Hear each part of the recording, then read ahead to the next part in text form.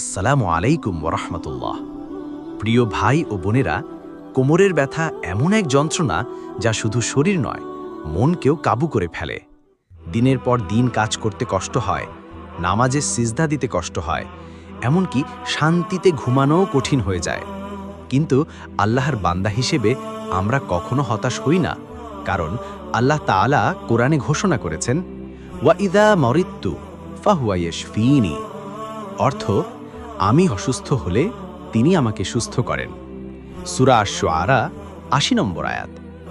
রাসূলুল্লাহ সাল্লাল্লাহু আলাইহি ওয়াসাল্লাম আমাদের শিখিয়েছেন, যখন শরীরের কোনো অংশে ব্যথা হয় তখন ব্যথার জায়গায় হাত রেখে ৩ বার বিসমিল্লাহ বলতে হবে, তারপর ৭ বার পড়তে হবে আউযু বিল্লাহি ওয়া কুদরতিহি মিন শাররি মা আজিদু ওয়া উহাযিরু। এর দ্বারা আল্লাহ তাআলা শিফা দান করবেন। সহিহ মুসলিম হাদিস নম্বর 2202।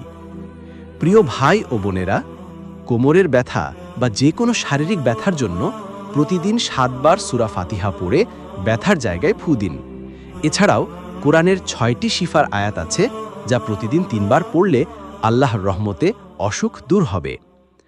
আর বেশি বেশি দুরূদ শরীফ পড়া, এটিও দুঃখ কষ্ট দূর করার বড় উপায়।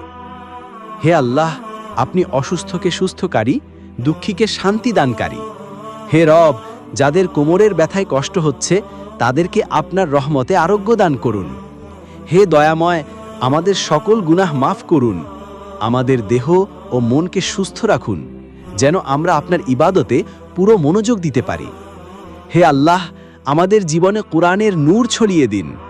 আমাদের হৃদয়কে ঈমানের শান্তিতে পূর্ণ করে দিন। আমিন ইয়া রাব্বাল আলামিন।